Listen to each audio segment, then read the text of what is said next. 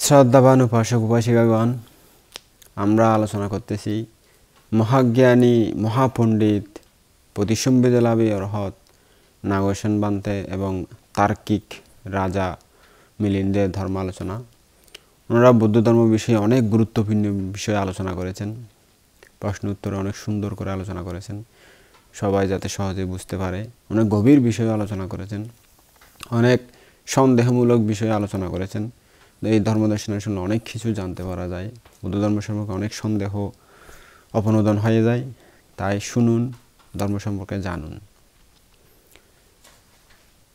তো একবার রাজা মিলিন্দ পূজনীয় নাগসেন বান্তেকে প্রশ্ন করলেন, ভান্তে নাগসেন, তথাগত কি সমস্ত অকুশল জ্বালিয়ে পুড়িয়ে সর্বজ্ঞতা প্রাপ্ত হয়েছেন, অথবা কিছু অকুশল অবশিষ্ট থাকতেই সর্বজ্ঞতা জ্ঞান লাভ করেছেন, সর্বজ্ঞ হয়েছেন? মহারাজ, সমস্ত অকুশল জ্বালিয়ে পুড়িয়ে ভগবান সর্বজ্ঞ যে জ্ঞান, সর্বজ্ঞতা জ্ঞান, সেটা প্রাপ্ত হয়েছেন, সেটা পেয়েছেন। তার কোনো অকুশল বাকি নাই, অকুশল কর্ম তার মধ্যে কোনো কিছু অবশিষ্ট নাই, সব কিছু শেষ হয়ে গেছে। বান্তে, তার দৈহিক কোনো দুঃখানুভূতি হয়েছিল কি? অর্থাৎ শারীরিক কোনো দুঃখ তিনি অনুভব করেছিলেন কি? হ্যাঁ মহারাজ, রাজগৃহে ভগবানের পায়ে যখন পাথর দ্বারা আক্রান্ত হয়েছিল, অর্থাৎ দেবদত্ত যখন পাথর মেরেছিল, তখন ভগবান বুদ্ধ পায়ে আঘাত পেয়েছিলেন। সেই কারণে তার রক্তপাত জনিত একটু দুঃখ বেদনা উৎপন্ন হয়েছিল, ব্যথা উৎপন্ন হয়েছিল। শরীরে দোষাধিক্য হলে একবার জীবক তাকে বিরেচন করিয়েছিলেন, তার শরীরে রোগ আক্রান্ত হয়েছিল বিদায় জীবক ওষুধ দিয়ে ভগবান বুদ্ধকে বিরেচন করিয়েছিলেন। আর বাত রোগ হওয়ার কারণে সেবক আনন্দ কর্তৃক গরম পানি দিয়ে পরিচর্যা করেছিলেন। সেবক আনন্দ বান্তে তা বুদ্ধকে সেবা করেছিলেন। আচ্ছা বান্তে, যদি ভগবান নিজে সমস্ত অকুশল জ্বালিয়ে পুড়িয়ে দগ্ধ করে সর্বজ্ঞতা জ্ঞান লাভ করে থাকেন, এই কথা মিথ্যা যে তার পায়ে পাথর দিয়ে আক্রান্ত হয়েছিল, তার পা পাথর পরে ব্যথা পেয়েছিল, রক্তপাত হয়েছিল। আর যদি তার পা পাথর দিয়ে আহত হয়ে থাকে এবং রক্তপাত হয়ে থাকে, তাহলে এই কথা মিথ্যা হয়ে থাকে যে তিনি সমস্ত অকুশল দগ্ধ করে জ্বালিয়ে পুড়িয়ে সর্বজ্ঞতা জ্ঞান লাভ করেছেন। বান্তে, কর্ম ব্যতীত কোনো কিছুই সুখ দুঃখ অনুভূত হয় না। আমরা যে বলে থাকি কর্ম ছাড়া কিছু হয় না, একটা সামান্য দুঃখ পেলে অতীতের কর্মফল, একটু সামান্য কষ্ট পেলে অতীতের কর্মফল, মানসিক হোক শারীরিক হোক সব কিছু অতীতের কর্মর দোষ দিয়ে থাকি, এটা বলতেছে আর কি রাজা। তো যা কিছু দুঃখ সুখ পেয়ে থাকে সমস্ত কিছুই অতীতের কর্মবশেই হয়ে থাকে। সমস্ত অনুভূতির মূল উৎস হলো কর্ম। কর্ম হবেই প্রাণীর সুখ দুঃখ হয়। ইহাও উভয়কোটিক প্রশ্ন বান্তে আপনার সামনে উপস্থাপিত হয়েছে, আপনাকে এর সমাধান করতে হবে। না মহারাজ, সমস্ত অনুভূতি কর্মমূলক নয়। 8টি কারণে অনুভূতি সমূহ উৎপন্ন হয়, যা দ্বারা জগতের বিভিন্ন প্রাণী সুখ দুঃখ অনুভব করে থাকে। সেই 8টি কি কি?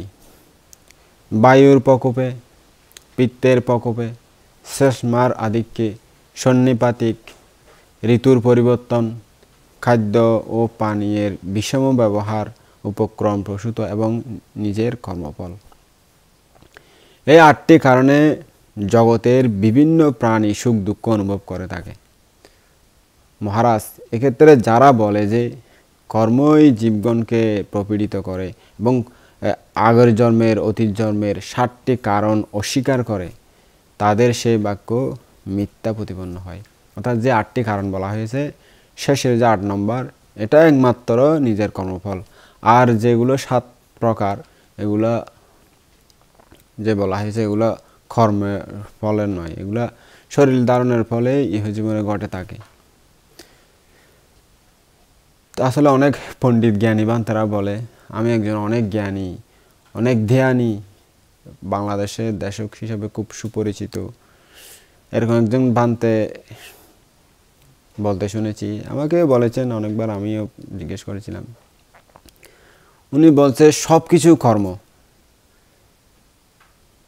উনি একজন ফেমাস ভিক্ষু, খুব নামি দামি ভিক্ষু। উনি অনেকে শ্রদ্ধা করেন, অনেকে তাদের কথা বিশ্বাস করেন, অনেক বড় বড় সবাই ধর্মদেশনা দেন।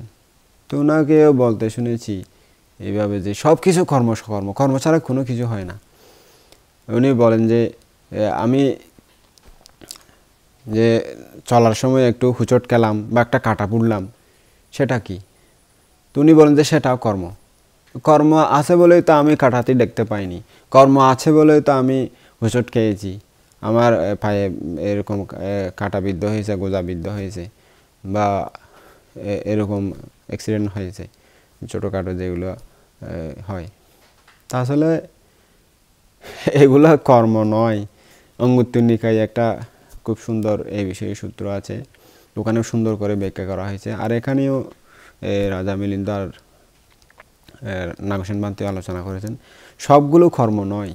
ওই যে 8 প্রকার মানুষে বলা হয়েছে, একমাত্র 8 নম্বর সেটাই কর্ম, আরগুলো হলো এমনি প্রাকৃতিক বা শারীরিক বা শরীর ধারণের ফলে বিভিন্ন কারণে যেগুলো হয়ে থাকে, এগুলাই হয়ে থাকে। তো সবগুলো কর্ম নয়। সংযুক্ত নিকায়ে একটা সূত্র আছে, বলে যে যেগুলো যারা বলে যে সব কিছু কর্ম, এদেরকে বেকুব বলেছেন বুদ্ধ, অজ্ঞ বলেছেন, ধর্ম সম্পর্কে অজ্ঞ বলেছেন। তা আসলে ধর্ম সম্পর্কে না জেনে আরা পণ্ডিত তো আমরা সবাই, বাংলাদেশের আরা বান্তর হলে তো বেগুন আরা পণ্ডিত, নাই দেশেও তেরেন্ডা বিক্ষজ্ঞ হতা নাই উপাসক উপাসিকা, নাই দেশেও তেরেন্ডা বৃক্ষ, অর্থাৎ যে দেশে বৃক্ষ নাই, গাছ নাই, এই দেশ বলে এরেন্ডা গাছ ইনোরও বৃক্ষ হয়, গাছ হয়। এরেন্ডা গাছ চিনুন না, চিনুন না উপাসক উপাসিকা, এরেন্ডা গাছ, এরেন্ডা গাছ আর ছোটো থাকতে দেখছিলাম। এই গাছ বেশি বড় নয়, মানে ভিতরে জোয়ালা কিছু নাই, সার ছোটো ছোটো হয়, এরেন্ডা এরেন্ডা হয়। তো গুলা ধরে ছোটো ছোটো গ্রাম অঞ্চলত থাকে, যারা গ্রাম অঞ্চলের উপাসক বসি তারা চিনিবেন। তো যেটা গাছ নাই, বড় বড় বৃক্ষ নাই, এটা এরেন্ডা গাছই নরে বৃক্ষ হয়। তারা বাংলাদেশি বৃক্ষ হলো দেরিম্যা, মানে এটা ভালো হনো ত্রিপিটকধারী দক্ষ সুদক্ষ জ্ঞানী নাই, যার কারণে আরা মানে বেগুন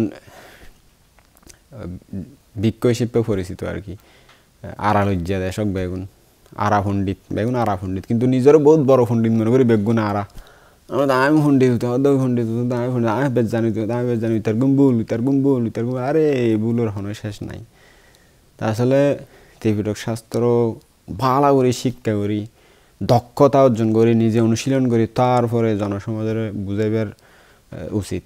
কিন্তু এই সময় হরে, এই পরিবেশ হরে, এই শিক্ষা কেন্দ্র হরে কিছু নাই, যার কারণে বেগুন একখানা একখানা দুই বই দুই গা হরি একখানা আধগুণা ধর্ম জানি, বেগুন পণ্ডিত আরা পণ্ডিত এটা লাই হইতে আর কি। বেগুন পণ্ডিত আরা, কিন্তু বেগুন আরা পণ্ডিত হনা আমার পণ্ডিত নয়। গ ধর্ম ভালো গ অভিধর্ম বিষয়ে প্রশ্ন করলে উত্তর দিবার মতো বানতে নাই, উত্তর দিবার মতো কোনো ব্যক্তি নাই। তো এইরকম আর কি। তো যাই হোক, এখানে এখানে নবডব হরি না আরা পণ্ডিত এটা তাহলে ধর্মরে উল্টো উল্টো ব্যাখ্যা করির, একজন হরার বৈত্যা আরেকজন হরার বৈত্যা, অথচ পরিপূর্ণভাবে ত্রিপিটক যারা অধ্যয়ন করে তারা এরকম হনদিন নহব, ধর্ম যেরকম আছে এরকম সুন্দর করে ব্যাখ্যা করে দিব। এখন তো অনেক কিছু জিজ্ঞেস করলেও জানিলেও নবডব হয়ে দিব, জানিলেও নবডব হয়ে দিব। তাই বড় বড় বান্তারাও দেশের অনেক সময় উল্টো ফুল্টো হয়ে দেয়, ভুল হয়ে দেয়। এই যাই হই নিজের হানে শোনা বড় বান্তলের হয়, তার বহুত বড় হান তার হতাশ শুননি, যারা দেশক হিসাবে সুপরিচিত, কিন্তু বান্তে ধ্যান সম্পর্কে দেশনা দিয়ে যায় উল্টো বুঝাই দের। তো ইভেন হলো দে একজন হদ দেয় আলোচনা করে দেয় ওরা ইচ্ছে যে ধ্যানত বইয়ে মাইসে যে ধ্যানত মাঝে বিভিন্ন কিছু দেখে, ওদের দেখিলে মনে কর লাডুম দেখের লাটিম ঘুরে দে ঘুরে মারলে ঘুরে তখন ঘুরে দেবে দেখের বা অনেক কিছু ঘুরে দে দেখের তাহা দিবে কি গুড়ের হইব নাকি দেখির হইব মানে ওরা একজনের হদ দেয় তা আসলে এরমে করে প্রশ্ন করার তা একজন হদে এবার গুড়ের হইব একজন হদে ন দেখির হইব তো এরকম অনেক বিষয় আসলে নিজেরা হনদিন ধ্যান সাধনা ন করে কোচ ও গজ্জা না হন জানে ন করে সম্ভবত জীবনত বই ভরা পণ্ডিত বই জিম ফাইয়ে এই ফরিয়ে মানুষের দেশনাদের নিজের অভিজ্ঞতা কি বই হতালতে সংক্ষেপ বারবার একখানা হতা হই বয়সীরা বইয়ের হতালতে সংক্ষেপ সমস্ত বুদ্ধগণের দেশনালতে সংক্ষেপ এইনরে পর্যায়ক্রমে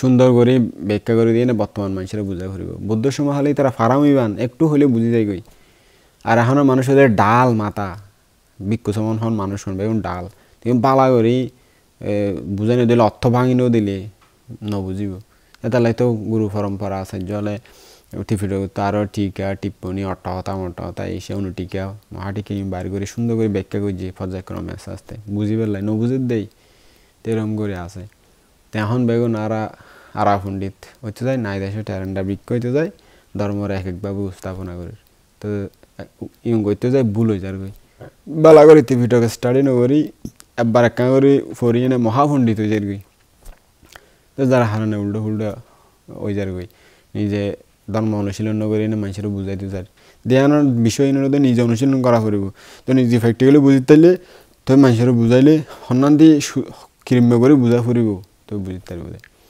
আর এনে জাতক জাতি ঘটনা ইন সহজে বোঝা যায় ইন তেমন হন এনে ভালো স্টুডেন্ট যদি ভালো করে বই ফরিয়ে নে ফরি আইব হয়ে দিব সুন্দর করি তো পারে বেগুনও পারে কিন্তু ধ্যানের বিষয় একটু জটিল বিষয় মনের যে বিষয় মানসিক বিষয় অবিধর্ম বিষয় চিত্ত চৈতসিকের বিষয় ইন একটা নিজে প্র্যাকটিক্যালি অনুশীলন করে তারপরে হওয়া পরে বইয়ের হতাই নিয়ে আরেকজনের প্র্যাকটিক্যালি বা আরেকজনের অভিজ্ঞতা জাত এরম ভাই ও যেভাবে বুঝছে এভাবে ব্যাখ্যা হইলে হয়তো অনেক সময় ভুলে দেখতে পারে ও যেভাবে হইয়ে ঠিক আছে না ধরা পড়েন না মনত এগুলো হই বুঝি তো ওই দেশ না দম পরে তো ওই দেয় তখন এলাম দা আরা বেগুন কেন করছম ওই নাই দেশে তেরেন্ডা বৃক্ষ চান গবেষণা নগরী এনে হই দি বড় বড় দেশক বেগুনে হোক আরে যে অহংকারে হোক আর বান্তলর একজন অহংকারে মানে তুন যে জ্ঞান যে বক্ত যে দায়িত্ব কার অভাব নাই আর দেশের মানে মানুষ পাগলই দেখি এরা যদি অভিধর্ম বিষয়ে প্রশ্ন করে করি তাই বড় দেশও কি তারা তেরি মেরি বেগুন আরা পণ্ডিত কি হয়েছ যাক বোধ হতা হয়ে ফেলে বসিয়া হতা প্রসঙ্গে আইয়ে হয়ে ফেলাই দেয় আর কি আই যাই গই প্রসঙ্গক্রমে কারণ ওনারা ভুল ফতে ফদ্দা হাইলে বানতে হল ওনারা যেমন ফদ্দা হাইব ওনারাই ফতেই চলিবেন আর তারাই তো ধর্মগুরু ধর্ম গবেষক ধর্ম ফরি শিখি ওনারাই শিখাই দেন ওনারাই ফতে চলি ধর্ম ফতে চলন তখন যদি ভুল ফদ্দা হয় তো ওনারা ভুল ফতে চলি ভুল ফতে যাবেন গই নির্দিষ্ট স্থানত পৌঁছি না পারিবেন বা পৌঁছতে দেরি হয়ে যাবে তো এরকম আর কি তখন সঠিক পথ যদি দেখাই দেয় সঠিক নির্দেশনা দিয়ে নেয় তাহলে পথ তাড়াতাড়ি পৌঁছিতে পারবেন ঠিক পথে ঠিক জায়গায় পৌঁছিতে পারবেন যে লক্ষ্য লয়ে ওনারা চলিবেন তাই বারবার হতে হয় যারা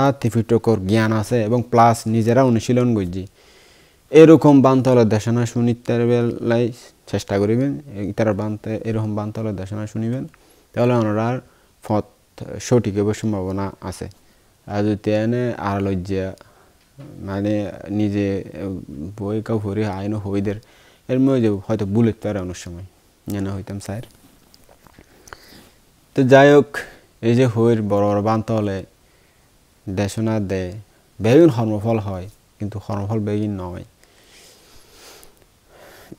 ইয়ান বুঝাইতে সাথ দেয় ইয়ান প্রশ্ন করছে আর কি রাজা মীরেন্দ্র রাজা হাতে বানতে বায়ুর প্রকোপেই সেই 7টি কারণও কর্মফলমূলক কর্ম হবেই ওই সকল সম্ভব হয় মহারাজ যদি সমস্ত রোগ শোকই কর্মসমর্থিত হতো অর্থাৎ কর্ম থেকে উৎপন্ন হতো তাহলে ওদের ভিন্ন ভিন্ন লক্ষণ হতো উপসর্গ হতো মহারাজ 10 কারণে বায়ু প্রকোপিত হয়, যথা শীত, গরম, ক্ষুধা, পিপাসা, অতিভোজন, অধিক সময়কাল দাঁড়ানো অবস্থায়, বেশি পরিশ্রম, অধিকক্ষণ দৌড়ানো, বাহ্যিক উপক্রম এবং নিজের কর্মফল।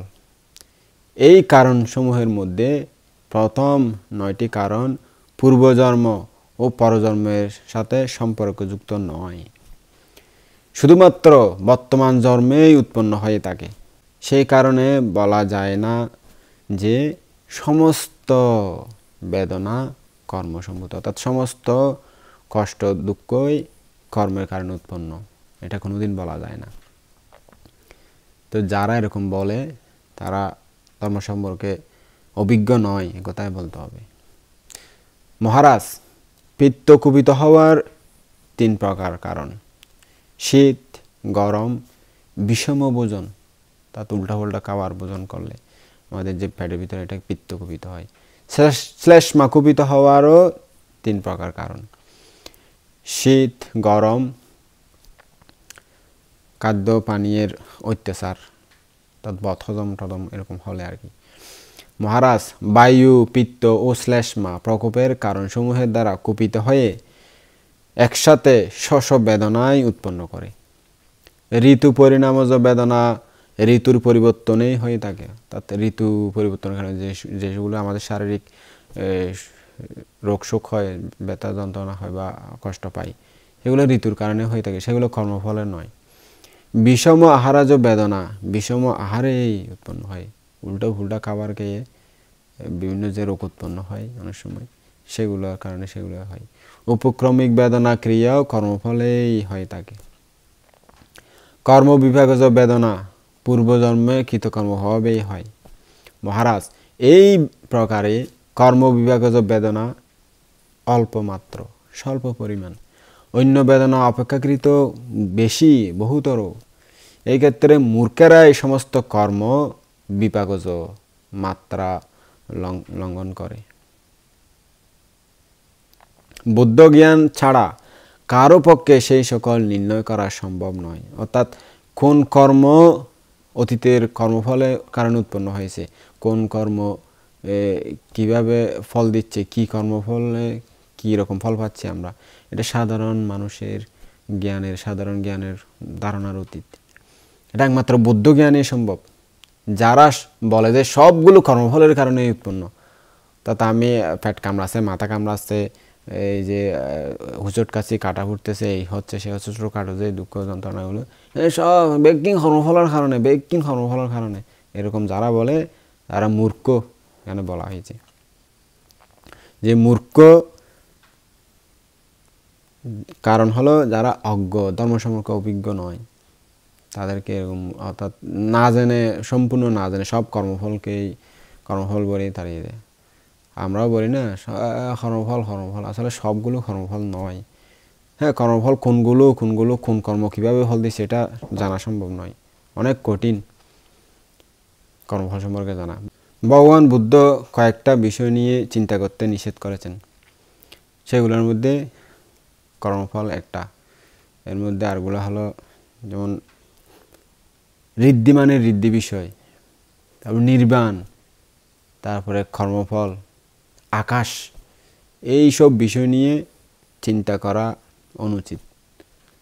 এগুলো চিন্তা করলে পাগল হয়ে যাবে মানুষ, অর্থাৎ কোন কর্ম কীভাবে ফল দিল, কী থেকে কী আসলো, কীভাবে কী হলো, এই সে চিন্তা করতে করতে এরকম কর্ম এরকম কেন ফল দিল, এগুলো সাধারণ মানুষের চিন্তার অতীত। এগুলো তাদেরকে নিষেধ করেছেন বুদ্ধ, কারণ তাদের পক্ষে এগুলো নির্ণয় করা, নির্ধারণ করা সম্ভব নয়।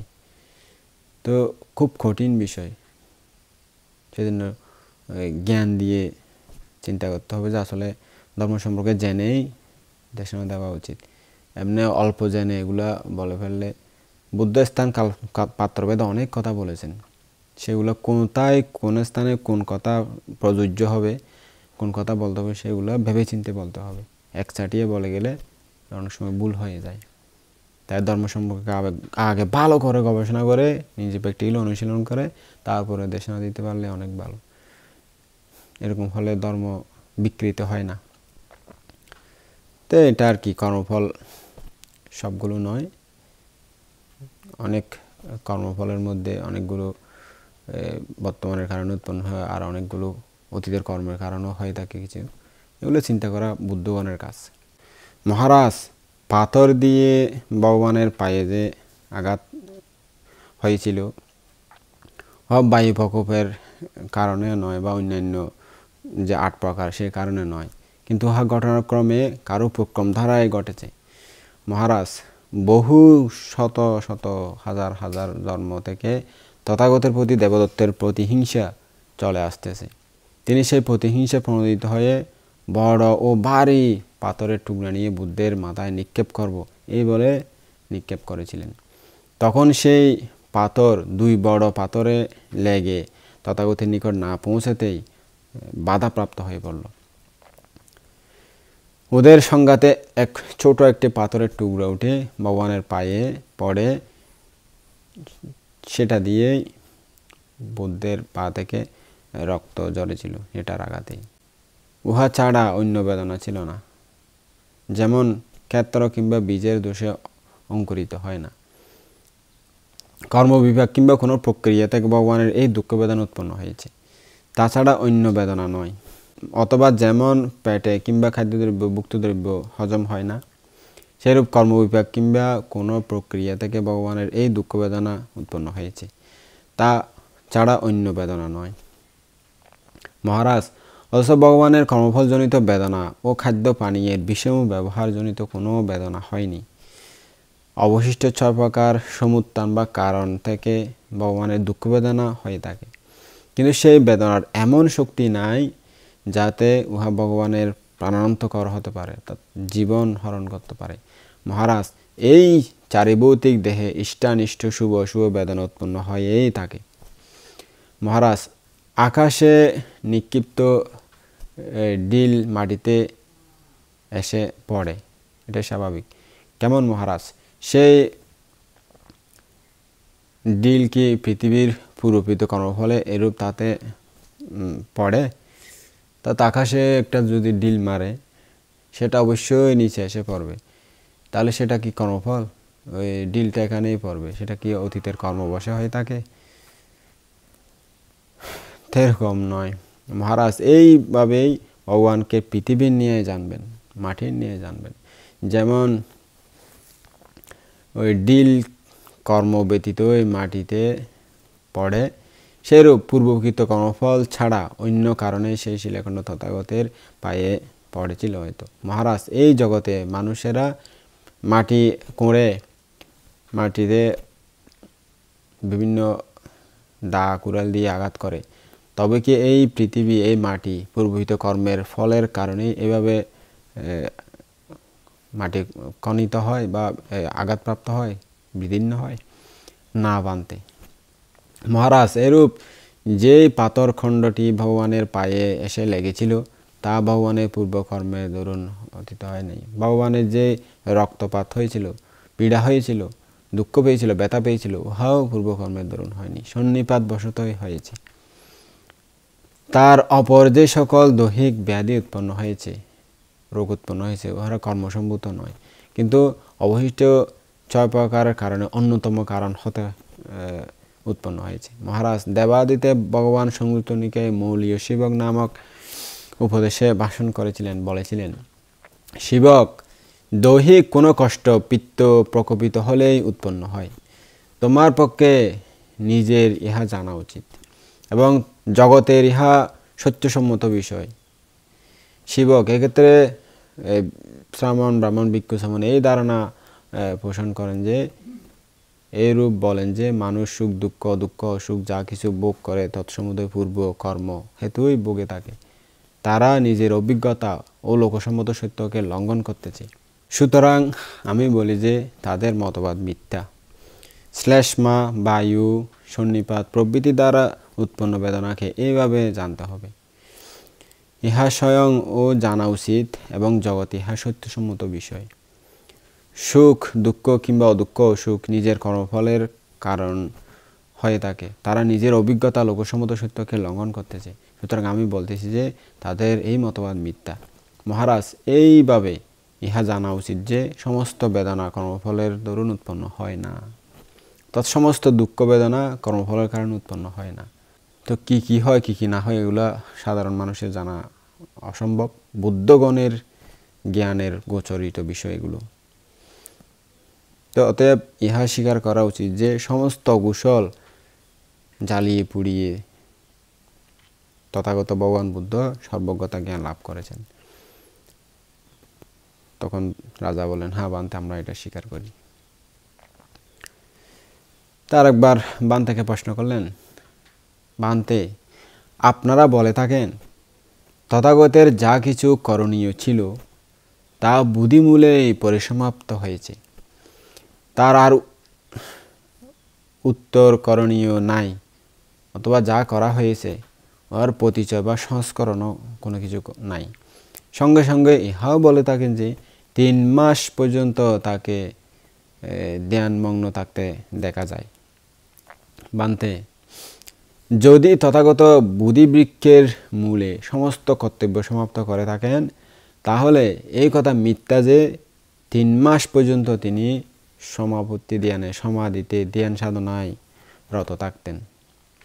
আর যদি ভগবান যথার্থ 3 মাস পর্যন্ত ধ্যান সাধনায় রত থাকতেন, তাহলে একথা মিথ্যা হয় যে বুদ্ধিবৃক্ষের মূলে তিনি সমস্ত কর্তব্য সমাপ্ত করেছেন। কেননা যার কর্তব্য শেষ হয়েছে তার সমাধির ধ্যান সাধনার আবার প্রয়োজন কি? কেন ধ্যান সাধনা করতে হবে? তার তো ওখানে কর্তব্য শেষ। যার কর্তব্য শেষ হয়নি তার জন্যই তো ধ্যান সাধনার প্রয়োজন আছে। বান্তে, যে রোগী তার জন্যই তো ওষুধের প্রয়োজন। যে স্বাস্থ্যবানের অর্থাৎ যে সুস্থ মানুষ তার ওষুধের কিসের প্রয়োজন? ক্ষুধার্ত ব্যক্তির জন্য তো খাবারের প্রয়োজন। যার পেট ভরা তার খাদ্যের কি প্রয়োজন? তার তো কোনো প্রয়োজন নাই। বান্তে, এরূপে যিনি আপনার সমস্ত কর্তব্য সমাপ্ত করেছেন, অর্থাৎ নিজের সমস্ত কর্তব্য শেষ করেছেন, তার ধ্যান সাধনার প্রয়োজন নাই। যার কর্তব্য বাকি আছে শুধুমাত্র তারাই ধ্যান সাধনার উপযোগী, তাদের তো ধ্যান সাধনার প্রয়োজন আছে, তাদের প্রয়োজন হতে পারে। ইহাও উভয়কোটিক প্রশ্ন বান্তে আপনার সামনে উপস্থাপিত হয়েছে, অনুগ্রহ করে আপনি এর সমাধান করুন। মহারাজ, সেই 2 বিষয় সত্য যে বুদ্ধিবৃক্ষের মূলে তথাগত নিজের সমস্ত কর্তব্য সমাপ্ত করেছেন, তার এর চেয়ে বেশি আর করণীয় নাই, এবং যা সমাপ্ত করেছেন তার পরিচয় বা সংস্কারও নাই। অপরপক্ষে তিনি 3 মাস পর্যন্ত ধ্যান সাধনায় রত ছিলেন। মহারাজ, ধ্যান সাধনায় রত থাকার বহু গুণ আছে। সমস্ত তথাগতগণ সমাধিতে ধ্যান সাধনায় নিমগ্ন হয়ে সর্বজ্ঞতা প্রাপ্ত হয়েছেন। তারা বুদ্ধত্ব লাভের পরেও ধ্যান সাধনায় সুকৃত গুণ অনুসরণ করে এর চর্চা করে থাকেন। মহারাজ, যেমন কোনো লোক রাজার সেবা করে তার নিকট থেকে বর অর্থাৎ পুরস্কার সম্পত্তি লাভ করে, সে সেই সুকৃত স্মরণ করে এর চেয়ে আরও বেশি পরিমাণে রাজার সেবা করে থাকেন। সেরূপ তথাগতগণও এরকম করে থাকেন, ধ্যান সাধনায় রত থাকেন আর কি। অথবা যেমন কোনো রোগী সাংঘাতিক রোগাতুর দুঃখিত হয়ে চিকিৎসকের সান্নিধ্যে গিয়ে সুস্থ হয়, এরপর সেই সুকৃত গুণ স্মরণ করে প্রয়োজন বোধে অন্যান্য চিকিৎসকের সান্নিধ্যে গিয়ে থাকে। মহারাজ, সেরূপ সকল বুদ্ধ ধ্যান সাধনায় রত হয়ে সর্বজ্ঞতা জ্ঞান প্রাপ্ত হন। তারা সেই সুকৃত গুণ স্মরণ করে ধ্যান সাধনায় চর্চা করে থাকেন। মহারাজ, সমাধির 18 প্রকার গুণ আছে, অর্থাৎ যারা ধ্যান সাধনা করে সেই ধ্যান সাধনার 18 প্রকার গুণ দেখা যায়, যাদেরকে যে গুণগুলোকে স্মরণ করে বুদ্ধগণ ধ্যান সাধনায় রত থাকেন। সেই 18 প্রকার গুণ কি কি? মহারাজ, সমাধি পরায়ণকে রক্ষা করে, অর্থাৎ যারা ধ্যান সাধনা করে তাদেরকে রক্ষা করে। বয়স বৃদ্ধি করে, মানসিক শান্তি যেহেতু থাকে, তাদের মানসিক প্রেস থাকে, তাই বয়সও বেড়ে যায়। বলবান করে, দোষ পরিহার করে, দুর্নাম অপনয়ন করে, সুনাম আনয়ন করে, খ্যাতি অর্জন করে, অরতি দূর করে, রতি উৎপাদন করে, ভয় অবনোদন করে, বৈশারুদ্ধ উৎপাদন করে, বিশারদ জ্ঞান উৎপন্ন করে, আলস্য দুর্বৃত করে, উদ্যম উৎপাদন করে, রাগ দেশ মোহ অবনীত করে, অভিমান নষ্ট করে, বিতর্ক ভেঙে দেয়, চিত্তকে একাগ্র করে, মনকে স্নেহযুক্ত করে, কর্ষ উৎপাদন করে, সম্ভ্রান্ত করে, লাভ উৎপাদন করে, নমস্য করে, প্রীতি লাভ করায়, প্রমোদ্য উৎপন্ন করে, সংস্কার সমূহের স্বভাব প্রদর্শন করে, ভব প্রতিসন্ধি উদ্ঘাটন করে এবং সমস্ত প্রকার ভিক্ষুশ্রামণ্যের ফল আনয়ন করে, আহরণ করে। মহারাজ, ধ্যান সাধনার এই 18 প্রকার গুণ যা স্মরণ করে বুদ্ধগণ ধ্যান সাধনায় রত থাকেন। ইহা ছাড়া মহারাজ শান্তি, সুখ ও সমাপত্তির আনন্দ অনুভব করার ইচ্ছায় পরিপূর্ণ সংকল্প তথাগতগণ ধ্যান সাধনা চর্চা করে যান। মহারাজ, 4 কারণে বুদ্ধগণ ধ্যান সাধনা পরায়ণ হন, ধ্যান চর্চা করেন। সেই 4 প্রকার কি? সুখে অবস্থান করার জন্য বুদ্ধগণ ধ্যান চর্চা করেন। অনবদ্য গুণ বাহুল্যের জন্য বুদ্ধগণ ধ্যান পরায়ণ হন। অশেষ আর্যমার্গ হিসেবে বুদ্ধগণ ইহা সেবন করেন এবং বুদ্ধগণের দ্বারা ইহা স্তুত, প্রশংসিত, বর্ণিত, প্রশংসিত বলেই তথাগতগণ ইহা চর্চা করে যান। মহারাজ, এই 4 কারণে তথাগতগণ ধ্যান পরায়ণ হন, ধ্যান সাধনায় রত থাকেন। মহারাজ, এই কারণে তথাগতগণ ধ্যান নিমগ্ন থাকেন। করণীয় অবশিষ্ট আছে বলে নয়, কিংবা যা করেছেন তার সংস্কারের জন্য নয়, ধ্যান সাধনার বিশেষ গুণ প্রদর্শনের জন্যই তথাগতগণ ধ্যান চর্চা করে যান। হ্যাঁ বান্তে, আপনার কথা মেনে নিলাম, আসলেই ঠিক। আরেকবার রাজা মিলিন্দ প্রশ্ন করলেন, বান্তে নাগসেন, ভগবান ইহা বলেছেন, আনন্দ তথাগতের 4 প্রকার ঋদ্ধিপাত ভাবিত, বহুলিখিত, আয়ত্তকৃত, উত্তম রূপে পরিশীলিত, অনুষ্ঠিত, পরিচিত ও সুসমারদ্ধ হয়েছে। আনন্দ, যদি তথাগত ইচ্ছে করে তবে তিনি কল্প কল্প পর্যন্ত অথবা কল্পের অবশিষ্ট কাল পর্যন্ত বেঁচে থাকতে পারেন।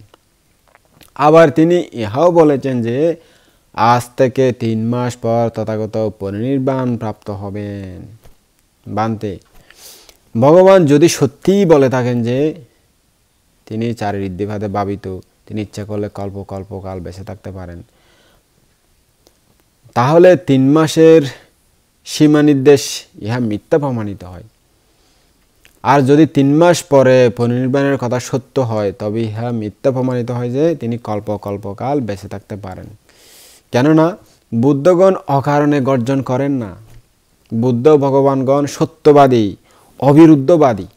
বান্তে, ইহা উভয়কটিক প্রশ্ন আপনার সামনে উপস্থাপিত হয়েছে। ইহা গভীর, সুনিপুণ ও ইহার মীমাংসা অতীব কষ্টসাধ্য। এই সম্পর্কে আমার ভ্রান্তি জাল, আমার সংশয় অপনোদন করুন, ছেদন করুন, একাংশে স্থাপন করুন। কোনটা সঠিক কোনটা মিথ্যা সেটা বলুন। পরমতবাদ ভেদ করুন। মহারাজ, ভগবান উভয় কথাই বলেছেন, 2 কথাই ভগবান বুদ্ধ বলেছেন। যেমন আনন্দ তথাগতগণ ইচ্ছে করলে কল্প কল্পকাল বেঁচে থাকতে পারেন, সে কথা বলেছেন। আবার উনি 3 মাস পরে পরিনির্বাপিত হবেন, সেটাও বলেছেন। কিন্তু তিনি যে কল্প বলেছেন উহা আয়ু কল্প। মহারাজ, ভগবান নিজের বল কীর্তনের উদ্দেশ্যে এরূপ বলেননি। ভগবান ঋদ্ধি বলের প্রশংসা করতে গিয়ে এরূপ বলেছেন। মহারাজ, যেমন কোনো রাজার দ্রুতগামী বাতাসের আগে দৌড়াতে পারে এরকম শ্রেষ্ঠ ঘোড়া আছে। রাজা ওর গতিবেগের প্রশংসা করতে গিয়ে নগর জনপদবাসী যারা জনসাধারণ, তার প্রজা আছে, কর্মচারী, যোদ্ধা, ব্রাহ্মণ যারা তার পরিচিত, গৃহপতি, মন্ত্রীবর্গ আছে, তাদের মধ্যে এরূপ বলেন, ইচ্ছা করলে আমার এই শ্রেষ্ঠ ঘোড়াটি সাগরের পানি পর্যন্ত পৃথিবী বিচরণ করে ক্ষণকালের মধ্যে আবার এখানে ফিরে আসতে পারবে। আর যদিও সেই পরিশোধে ওর গতিবেগ প্রদর্শিত না হয়, তবু তার সেই শক্তি থাকবেই। সেই ক্ষণের মধ্যে সাগরের পানি পর্যন্ত পৃথিবী অনুক্রমে বিচরণ করতে সমর্থ হয়। সেই ঘোড়ার সেই গুণ আছে। মহারাজ, এই প্রকারেই ভগবান নিজের ঋদ্ধি বল প্রশংসার চলে এরূপ বলেছেন। তাও তিনি ত্রিবিদ্যা সম্পন্ন, ষড়াবিদ্যা সম্পন্ন, অরহত ও নির্মল কীনাশবগণের এবং দেবমনুষ্যগণের মধ্যে উপবিষ্ট হয়ে এই কথা বলেছিলেন। আনন্দ তথাগতের 4 প্রকার ঋদ্ধিভেদে ভাবিত সুসমারোধ্য হয়েছে। আনন্দ, যদি বুদ্ধ ইচ্ছা করেন তাহলে কল্প পর্যন্ত বেঁচে থাকতে পারেন। মহারাজ, ভগবানের সেই ঋদ্ধিবল বিদ্যমান আছে। তিনি ঋদ্ধিবলে কল্প পর্যন্ত বা কল্প অবশেষ কাল পর্যন্ত বেঁচে থাকতে পারেন, কিন্তু তিনি সেই সবাই এই শক্তি দেখাননি। মহারাজ, ভগবানের সমস্ত প্রকার ভবের প্রতি নিরপেক্ষ হয়েছেন। সমস্ত প্রকার ভব সংসার তথাগতের নিন্দিত। ভগবান ইহাও বলেছেন, ভিক্ষুগণ, যেমন অল্পমাত্র পায়খানা ও দুর্গন্ধ হয়, গন্ধযুক্ত হয়, বিশ্রী গন্ধযুক্ত হয়, সেরূপ ভিক্ষুগণ, আমি সামান্য জন্মকেও অর্থাৎ সামান্য ভাব আগমনকেও অন্ততপক্ষে সামান্য থুড়ি মারার ক্ষণ, এই ক্ষণকাল পর্যন্ত ভবে বিচরণ করাকে আমি প্রশংসা করি না। ক্ষণকালের সময়ের জন্য জন্ম নেওয়াও আমি প্রশংসা করি না। কেমন মহারাজ? ভগবান সমস্ত প্রকার কাম, রূপ, অরূপ, ভব, গতি, কুলকে পায়খানার ন্যায় দেখে, ময়লা আবর্জনার ন্যায় দেখে, ঋদ্ধিবলের আশ্রয়ে সেই ভবসমূহের প্রতি ইচ্ছা, আকাঙ্ক্ষা, জন্ম নেওয়ার যে আকাঙ্ক্ষা, সেটা উৎপন্ন করবেন কি না? বান্ধে সেটা কোনোদিন করবেন না। মহারাজ, তাহলে ভগবান ঋদ্ধিবল প্রশংসা করার ইচ্ছায় এরূপ বুদ্ধ সিংহনাদে উচ্চারণ করেছেন যে তিনি কল্পকাল বেঁচে থাকতে পারেন। বানতে, ঠিক আছে, আপনার কথা আমার বিশ্বাস করি। আর একবার নাগসেন বান থেকে প্রশ্ন করলেন রাজা মিলিন্দ। বানতে নাগসেন, ভগবান ইহাও বলেছেন, আনন্দ, ধর্ম সম্পর্কে তথাগতের আচার্য মুষ্টি নাই। অর্থাৎ আচার্যরা গুরুদেরকে শিক্ষা দেওয়ার সময় কয়েকটা শিক্ষা দেন না, কারণ আচার্যের সমান হয়ে গেলে, গুরুর সমান হলে তার সাথে ফাইট করবে, সেজন্য কিছু গোপন রেখে দেন। ওইটাকে আচার্য মুষ্টি বলা হয় আর কি। তো ভগবান বুদ্ধ এরকম কোনো আচার্য মুষ্টি রাখেন না, সমস্ত শিক্ষা দিয়ে থাকেন খোলামেলাভাবে। কিন্তু মাল্যঙ্ক পুত্র বান্তে কর্তৃক জিজ্ঞাসিত প্রশ্নের তিনি কোনো উত্তর প্রদান করেননি। বান্তে, এই প্রশ্ন দুই দিকের মধ্যে একের অন্তর্গত হবে। হয়তো তিনি জানতেন না, অথবা তিনি গোপন করেছেন। অর্থাৎ একজন ভিক্ষু, মাল্যঙ্ক পুত্র ভিক্ষু যখন প্রশ্ন করেছিলেন তখন বুদ্ধ নীরব ছিলেন। তো এই বিষয়ে রাজা প্রশ্ন করতেছে, বলছে উনি হয়তো জানতেন না প্রশ্নের উত্তর, না হলে আচার্য মুষ্টি ছিল, এরকম আর কি, গোপন করেছেন। বান্তে, যদি তিনি বলে থাকেন যে ধর্ম সম্পর্কে বুদ্ধের কোনো আচার্য মুষ্টি নাই, তাহলে না জানার কারণেই মাল্যঙ্ক পুত্র বান্তের প্রশ্নের উত্তর দেন নাই, এরকম হবে। আর যদি তিনি জেনে উত্তর না দেন, তাহলে ধর্ম বিষয়ে নিশ্চয় তার আচার্য মুষ্টি ছিল, অর্থাৎ তিনি শিষ্যদেরকে সবগুলো দিতে চাচ্ছেন না, এরকম হবে। বান্তে, ইহাও বৈকটিক প্রশ্ন আপনার নিকট উপস্থিত হলো, আপনাকে এর সমাধান করতে হবে। মহারাজ, ভগবান যথার্থই বলেছেন যে ধর্ম উপদেশে তার আচার্য মুষ্টি নাই। আর একথাও সত্য যে মাল্যঙ্ক পুত্র বান্তের জিজ্ঞাসিত প্রশ্নের উত্তর তিনি দেন নাই, কিন্তু তা না জানা কিংবা গোপন করার কারণে নয়। মহারাজ, প্রশ্নের 4 প্রকার উত্তর হতে পারে। বৌদ্ধ ধর্ম দৃষ্টিতে 4 প্রকারের প্রশ্নের উত্তর দেওয়া যায়। সেই 4 প্রকার কি কি? 1 নম্বর হলো কোনো প্রশ্নের একান্তভাবে, অর্থাৎ এক প্রকার সিদ্ধান্ত করে উত্তর দিতে হয়। 2 নম্বর হলো কোনো প্রশ্নের বিভাগ বিশ্লেষণ করে উত্তর দিতে হয়। 3 নম্বর হলো প্রশ্নকর্তাকে প্রতিপ্রশ্ন করে কোনো প্রশ্নের উত্তর দিতে হয়। আর 4 নম্বর হলো কোনো প্রশ্নের উত্তর স্থাপনীয়, অর্থাৎ কোনো উত্তর না দিয়ে নীরবে থাকতে হয়, অর্থাৎ নীরবতাই সে প্রশ্নের উত্তর। তো মহারাজ, কোন প্রশ্নের একান্তভাবে উত্তর দিতে হয় শুনুন। এই জাতীয় প্রশ্ন রূপ অনিত্য, বেদনা অনিত্য, সংজ্ঞা অনিত্য, সংস্কার অনিত্য, বিজ্ঞান অনিত্য। কোন প্রশ্নের উত্তর বিশ্লেষণ করে দিতে হয়? ধরেন এরকম প্রশ্ন, রূপ অনিত্য নয় কি, বেদনা অনিত্য নয় কি, সংজ্ঞা অনিত্য নয় কি, সংস্কার অনিত্য নয় কি, বিজ্ঞান অনিত্য নয় কি? এগুলো হলো এরকম প্রশ্নের উত্তর। তৃতীয় নম্বর হলো প্রতি প্রশ্ন করে কোন প্রশ্নের উত্তর দিতে হয়। তৃতীয় প্রশ্ন যেগুলো, যেমন চক্ষু দিয়ে সমস্ত জানা যায় নয় কি, রূপ বেদনা সংজ্ঞা সংস্কার বিজ্ঞান দিয়ে সমস্ত জানা যায় নয় কি, এরকম আর কি। এরকমগুলো এরকম করে দিতে হয়। স্থাপনীয় প্রশ্ন কীরকম উত্তর দিতে হয়?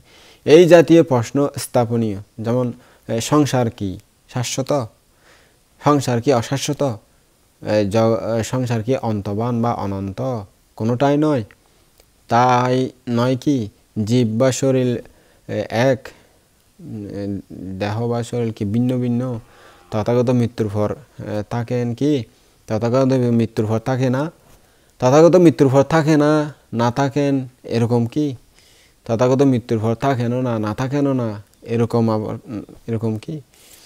মহারাজ, মাল্যঙ্কপুত্র বান্তের সেই প্রশ্ন স্থাপনীয় প্রশ্ন ছিল, সেই কারণে ভগবান ওর উত্তর দেননি। কিন্তু সেই প্রশ্ন কি কারণে স্থাপনীয়? যেহেতু তা প্রকাশের কোনো হেতু বা কারণ অর্থাৎ প্রয়োজন ছিল না, সেজন্য তা পরিত্যক্ত হয়েছে, সেজন্য হয় স্থাপনীয় প্রশ্ন। তো এই প্রশ্নের উত্তর দিলে কোনো কারো উপকার হবে না, কোনো কারো প্রয়োজন আসবে না, নির্বাণের হেতু হবে না, দুঃখমুক্তির হেতু হবে না, সেজন্য এই প্রশ্ন স্থাপনীয় প্রশ্ন নামে পরিচিত। এটার কোনো উত্তর নাই। ভগবান বুদ্ধগণ অকারণেও অহেতুক কোনো বাক্য উচ্চারণ করেন না, এটাই বুদ্ধগণের নিয়ম। তো রাজা বলেন, হ্যাঁ বান্তে, আসলে সত্যি এরকম হবে, আমরা এরকমই স্বীকার করি।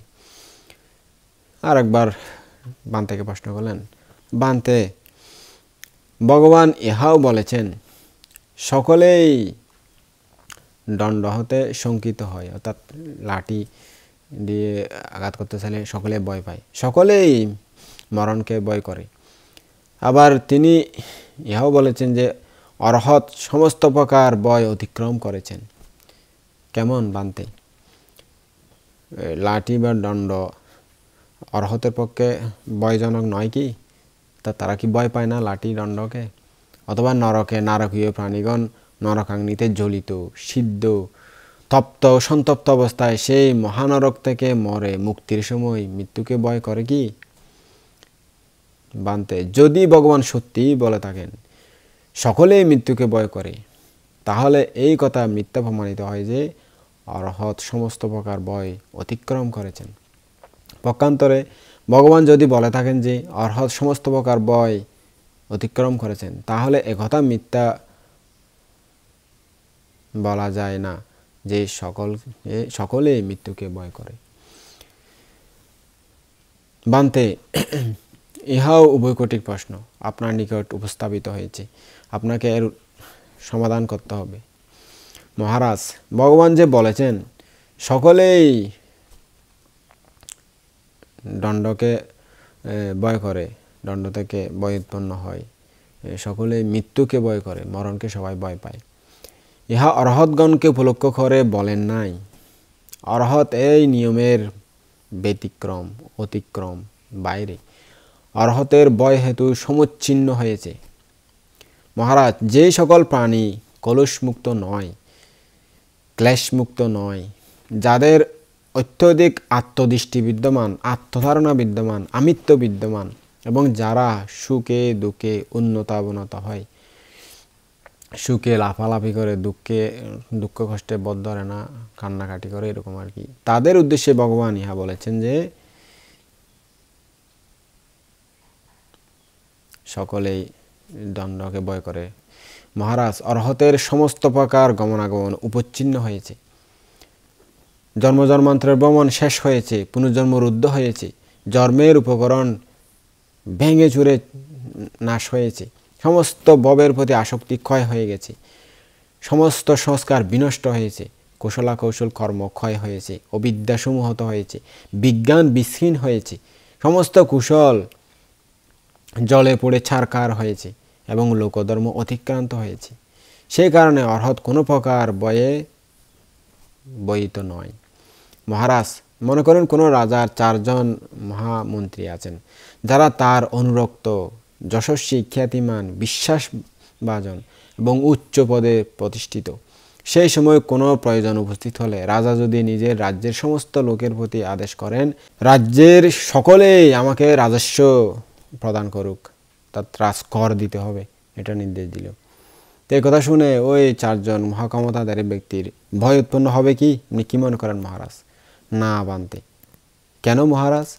বানতে তারা রাজার উচ্চ পদে প্রতিষ্ঠিত, তাদের রাজস্ব দিতে হয় না, তারা রাজস্ব হতে ছাড় পেয়েছেন, অব্যাহতি পেয়েছেন।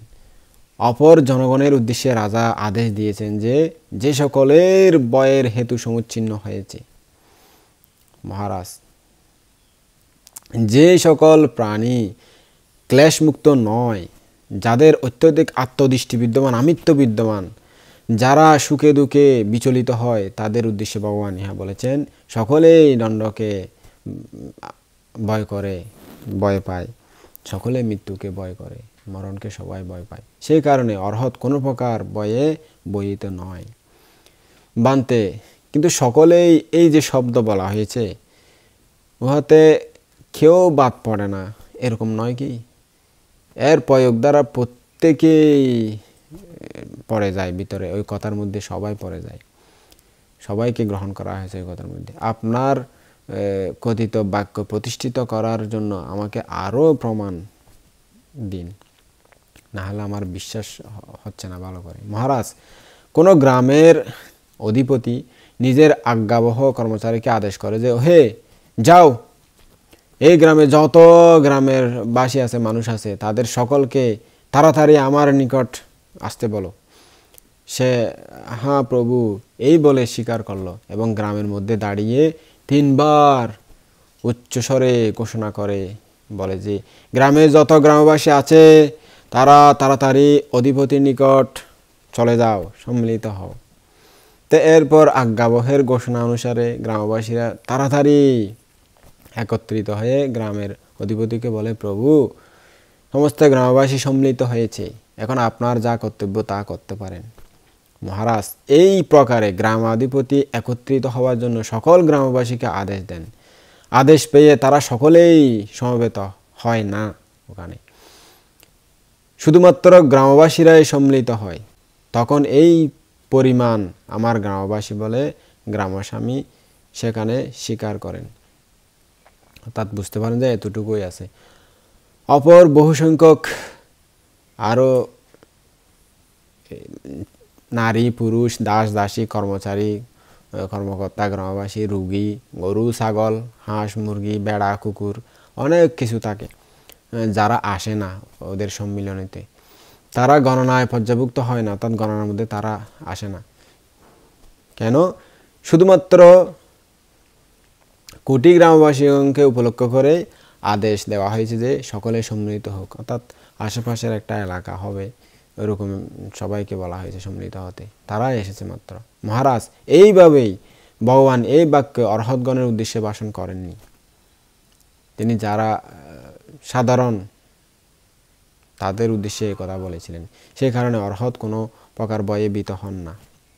মহারাজ, শব্দের অর্থ 4 প্রকারে বুঝতে হয়। 1, কোনো সবিশেষ বাক্য আছে, তার অর্থ সবিশেষ বা অব্যাপক। 2, কোনো বাক্য আছে সবিশেষ কিন্তু তার অর্থ সবিশেষ বা ব্যাপক। 3, কোনো বাক্য আছে নিরবশেষ কিন্তু তার অর্থ সবিশেষ। 4, কোনো বাক্য আছে নিরবশেষ আর তার অর্থ নিরবশেষ। অতএব যথাযথ রূপে বাক্যের অর্থ গ্রহণ করা উচিত। মহারাজ, 5 প্রকারে অর্থ গ্রহণ করতে হয়: আহরিত পদানুসারে, রসানুসারে, আচার্য বংশ পরম্পরা অনুসারে, অভিপ্রায় অনুসারে এবং উন্নততর অর্থাৎ উচ্চতর কারণ অনুসারে। এক্ষেত্রে আহরিত পদের অর্থ বা এই বুদ্ধবাণী অভিপ্রেত হয়েছে, যেভাবে আহরিত করতে হয়, রস শব্দে সূত্রের অনুরূপ ভাব বুঝতে হবে।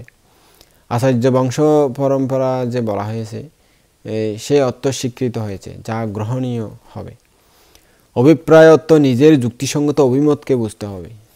উত্তরোত্তর কারণ অনুসারে অর্থ পূর্বোক্ত 4 প্রকার উপায়ের সাথে সামঞ্জস্যপূর্ণ যুক্তি কারণ। মহারাজ, এই 5 কারণে অর্থ গ্রহণ করতে হয়।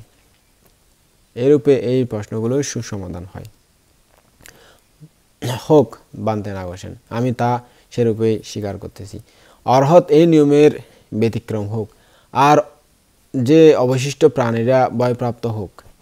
কিন্তু নরকে যে সকল প্রাণী তীব্র কঠোর দুঃখ বেদনা অনুভব করে, জ্বালা যন্ত্রণা অনুভব করে, যাদের অঙ্গ প্রত্যঙ্গ জ্বলিত প্রজ্বলিত, যাদের মুখ করুণ ক্রন্দনরত, পরিদেবন ও অনুতাপে পরিপূর্ণ, যারা অসহ্য তীব্র দুঃখ প্রপীড়িত, যাদের মুক্তি নাই, কোনো অবলম্বন নাই, শরণ নাই, যারা অপ্রমেয় শোক সন্তপ্ত, যাদের অন্তিম চরণ দশা উপস্থিত, যারা একান্ত শোকপরায়ণ, যারা গরম তীক্ষ্ণ প্রচণ্ড কঠোর তাপ তেজে উত্তপ্ত, যারা ভীষণ ভয়জনক চিৎকার ও মহাশব্দ করতেছে, এবং যারা বিজড়িত 6 প্রকার জ্বালায় আকুল, সেই সমস্ত জীব চারিদিকে শতযোজন ব্যাপী বিস্তৃত আগুনের জ্বালায় ব্যাগযুক্ত তপন নামক মহানরকে চ্যুত হওয়ার সময় মৃত্যুকে ভয় করে কি তারা? অর্থাৎ নরক থেকে চ্যুত হওয়ার সময়, এই যে জ্বালা যন্ত্রণা, সেখান থেকে চ্যুত হওয়ার সময় তারা কি ভয় করে? হ্যাঁ মহারাজ, বানতে নরকেও একান্ত দুঃখ ভোগ করতে হয়। তাহলে কেন সেই নরকস্থ প্রাণীরা একান্ত দুঃখ ভোগের স্থান নরক থেকে চ্যুত হওয়ার সময় মৃত্যুকে ভয় করে? কি কারণে করে? কেন নরকে কি তারা ভালো লাগে? নরক কি তাদের পছন্দনীয় যে সেখান থেকে চ্যুত হলে তাদের ভয় লাগে, কষ্ট লাগে, দুঃখ লাগে? বানতে, হ্যাঁ আমি বিশ্বাস করি না যে মুক্তি অভিলাষীদের সেখান থেকে চ্যুত হয়ে সন্ত্রাস উৎপন্ন হতে পারে। বানতে, তারা যে প্রার্থিত স্থান লাভ করে তা তো হাস্যজনকই হবে। আপনি আরও প্রমাণ দিয়ে আমাকে বুঝিয়ে দিন। মহারাজ, যারা 4 আর্য সত্য দর্শন করেনি তাদের পক্ষে মরণ এক ভয়ের কারণ। এই বিষয়ে জনসাধারণ সন্ত্রাসযুক্ত উদ্বিগ্ন হয়। সাধারণ মানুষ যেহেতু আসক্তপরায়ণ, পঞ্চস্কন্ধের প্রতি আমিত্ব ধারণা রয়ে গেছে, আমি আমার নামক একটা ধারণা রয়ে গেছে, সেই কারণে তারা ওই ভয় পায়, ভয়টা উৎপন্ন হয়। মহারাজ, যে বিষাক্ত সাপকে ভয় করে সে মরণকে ভয় করে বলেই ওই বিষাক্ত সাপকে ভয় করে। তা যে সাপকে বা কোনো প্রাণীকে বিষাক্ত কামড়ালে মারা যাবে এরকম প্রাণীকে যে ভয় করে, তার মধ্যে যে আমিত্ব ধারণা আছে, সে কারণে ও আমাকে মারবে, আমাকে মেরে ফেলবে, আমাকে খেলবে, সেই কারণে ওর কারণে আমি মারা যাব, সেই কারণে ভয় করে। যা আসলে ওনাকে না, নিজের আমিত্বের কারণে মরণকে ভয় করে বিদায় ওই বিষাক্ত প্রাণীকে ভয় করে। যে আর যে ব্যক্তি হাতি, সিংহ, বাঘ, নেকড়ে, বাঘলু খায় না, মহিষ, গরু, ছাগল, গোজা, কণ্টক, অস্ত্র, তীর, ধনুক, সে মৃত্যুকে ভয় করে এই কারণেই ওইগুলোকে ভয় করে। মহারাজ, মরণেই ইহা স্বস্বভাব ও স্বাভাবিক তেজ। মরণের স্বস্বভাব বা স্বাভাবিক তেজ হেতু ক্লেশযুক্ত প্রাণীগণ মরণকে আশঙ্কা করে, ভয় করে, ত্রাস উৎপন্ন হয় তাদের। মুক্তি অভিলাষী হলেও নরকস্থ জীবগণ যেহেতু তাদের আমিত্ব ধারণা আছে, আমি রয়ে গেছে, জ্ঞান লাভ করেনি, অবিদ্যা রয়ে গেছে, তৃষ্ণা রয়ে গেছে, সে কারণে তারা মৃত্যুকে ভয় করে তাকে। মহারাজ, যদি কোনো মানুষের শরীরে পুঁজ পড়া উৎপন্ন হয়, পড়া উঠে, সে ওই রোগে দুঃখিত হয়ে যন্ত্রণা হতে মুক্তির ইচ্ছায় চিকিৎসকের নিকট গিয়ে তাকে ডাকে। চিকিৎসক এসে তার ওই রোগের অপারেশন করার জন্য উপকরণ তৈরি করবেন, অস্ত্রকে ধারালো করবেন। ওই যেগুলো দিয়ে অপারেশন করবেন সেগুলো লোহা, যেটা এগুলো তাপ তেজ দেবেন, আগুনে ছেঁকবেন, খার লবণ শিলপাটায় পেষণ করবেন, ঘষণ করবেন। মহারাজ, ওই তীক্ষ্ণ ধারালো অস্ত্রোপচারের জন্য ওই দুটা লোহার যে শলাকা ওই আগুনে সেক দিচ্ছে, তখনকার যুগের অপারেশন এরকম হতো। এবং ক্ষার লবণ প্রবেশের দরুন ওই রুগী বয়োৎপন্ন হবে নয় কি? আপনি কি মনে করেন? তাকে অপারেশন করার জন্য যেগুলো তৈরি হচ্ছে এগুলো দেখে ওর ভয়োৎপন্ন হবে না? হ্যাঁ বানতে অবশ্যই হবে মহারাজ। এরূপে রোগ মুক্তির ইচ্ছা থাকা সত্ত্বেও সে ওই অপারেশন করার ইচ্ছা থাকলেও তাকে ডেকে আনছে, তবুও সে ওগুলো দেখে ভয় পাচ্ছে। ওইগুলো দেখে যেমন রুগী ভয় পায়, তার মনে ভয় উৎপন্ন হয়, সেরূপ নরকে জন্ম লাভ করা জীবগণেরও সেখান থেকে মুক্তির ইচ্ছা থাকলেও মরণকে ভয় পায় তারা। মরণ আসলে ভয় উৎপন্ন হয় তাদের মনে। মহারাজ, এখানে যদি কোনো রাজ অপরাধী হাতকড়া বা শিকল বাঁধা অবস্থায় কারাগারে বন্দী হয়, কারাগারে নিক্ষেপ করে, তার দণ্ড মুক্তির আকুল আগ্রহ থাকে, কারারক্ষী মুক্তি দিবার ইচ্ছায় তাকে ডাকে, তবে মহারাজ সেই অপরাধী ব্যক্তির নিজের অপরাধ স্মরণ করে রাজার কাছে যাওয়ার জন্য ভয় উৎপন্ন হবে কি? হ্যাঁ বানতে তার ভয় উৎপন্ন হবে মহারাজ। এরূপে রাজ অপরাধী ব্যক্তির মুক্তির প্রচণ্ড আগ্রহ থাকা সত্ত্বেও যেমন রাজার কাছে যাওয়ার জন্য ভয় উৎপন্ন হয়, সেরূপ নরকে জন্ম নেওয়া সত্যগণেরও সেখান থেকে মুক্তির ইচ্ছা থাকলেও মরণ আসলে তাদের মনে ভয় উৎপন্ন হয়। বানতে আরও উদাহরণ দিয়ে বুঝিয়ে দিন যাতে আমি সম্পূর্ণরূপে বিশ্বাস করতে পারি। মহারাজ, যদি কোনো ব্যক্তি বিষাক্ত সাপ কর্তৃক দংশিত হয়, সে সেই বিষ বিকারে উঠাপড়া করে, গড়াগড়ি দেয়, তখন কোনো লোক শক্তিশালী মন্ত্র দিয়ে সেই বিষধর সাপকে আনিয়ে দংশিত বিষ তার দ্বারাই পুনঃ পান করায়। সেই বিষধর সাপকে রোগীর স্বস্তির হেতু তার সামনে আসে, তখন বিষ পীড়িতের ভয় উৎপন্ন হবে কি? অর্থাৎ বিষাক্ত সাপ তাকে বিষ নিয়ে ভালো করেছে, তবু ওই সাপকে দেখে, সাপ যদি কাছে আসে তাকে দেখে ভয় উৎপন্ন হবে তার, এরকম অবশ্য হবে। হ্যাঁ বানতে তার তো ভয় অবশ্য হবে মহারাজ। এইরূপে তার ভালোর জন্য সেরকম সাপ কাছে আসলে তার যেমন ভয় উৎপন্ন হয়, সেরকম নরকে জন্ম নেওয়া জীবগণেরও সেখান থেকে মুক্তির ইচ্ছা থাকলেও মরণ আসলে তাদের ভয় উৎপন্ন হয় মহারাজ। সমস্ত প্রাণীর পক্ষে মরণ অবাঞ্ছিত, কেউ মরণকে চায় না, সবাই জীবিত থাকতে চায়। সেই কারণে নরকস্থ প্রাণীগণ সেখান থেকে মুক্তির ইচ্ছার জন্য ইচ্ছা থাকলেও মরণ আসলে তারা ভয় পেয়ে থাকে। হ্যাঁ বানতে ঠিক আছে, এবার বিশ্বাস করলাম এরকমই হবে।